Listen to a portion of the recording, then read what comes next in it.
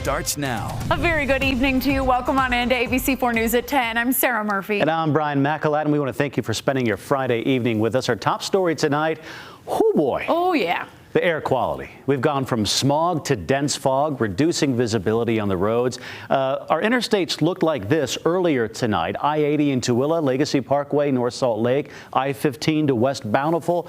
The fog blocking the view on the freeways. Oh yeah, a lot going on here, and it's taken a toll on the roads. Utah Highway Patrol tells us at last check they are aware of the fog causing about 90 crashes that they know of.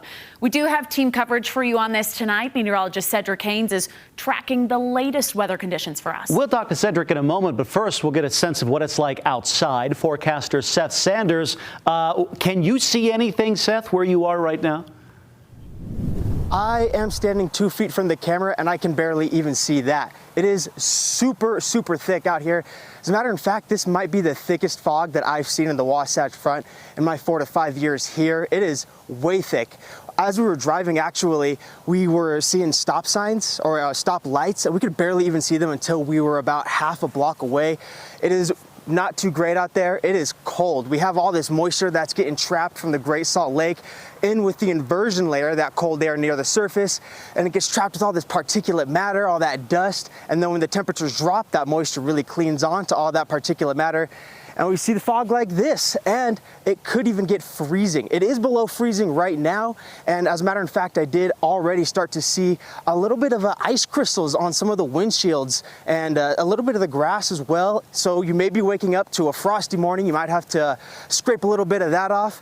The fog is not going to be clearing up here for the next little while. You're going to be seeing it stick around until the morning, but we have our very own Cedric Haynes. He's going to be tracking that for us. Cedric, how long is this going to stick around? Yeah, it's definitely going to stick around for a while, Seth, so you've got to be careful out there through the overnight hours into the early morning hours, as that fog bank is going to be tough to scour out, especially with this inversion in place. Let me show you what it looks like outside the ABC4 studios, and yeah, it's a kind of an eerie scene there with all that fog, and you can see the street lights there having a hard time really penetrating that fog. And so that's kind of what you're going to be looking at if you're going to be traveling on the roadways. And also, as Seth mentioned there, notice the temperature, 27 degrees outside the studios here. So we've got this dense fog advisory effect down the Great Salt Lake here, stretching from Ogden all the way down towards West Jordan and then back over towards the Tooele Valley, including Stockton area as well. We're looking at hazardous driving conditions. Visibility a quarter of a mile or less seems to be the average. It seems like most of us are less than that, though, when you get out there on the roads, especially those routes near the Great Salt Lake.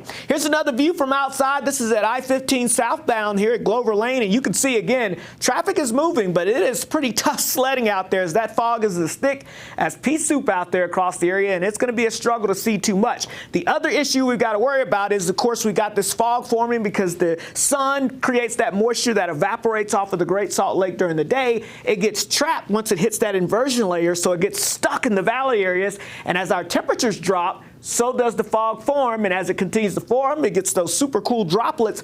They can freeze sometime the surfaces, so especially elevated surfaces, car tops, maybe the rails on the steps on the side, things like that outside, could get a little icy out there, so just be careful. I don't expect any major slick spots, but there could be a couple of patches out there from time to time, so if you see anything glistening or shining on the roadways, just know to slow it down. Could be a little slick out there. Of course, never use those high beams during this thick fog out there. Slow it down, of course, leave plenty of space, following distance between you and the vehicle in front of you, and of course, if you can't see the roadways, follow the sidelines there on the road to be able to stay on the roadway. You saw there from Ivins, Utah, blue skies down south, but we're heading down into the 20s tonight with those temperatures on the freezing side. It'll be waking up to 26 in the morning, 10 a.m., 33 degrees, and again, widespread haze and fog. We'll talk more about an inversion buster that could clear this air out in just a little bit, guys.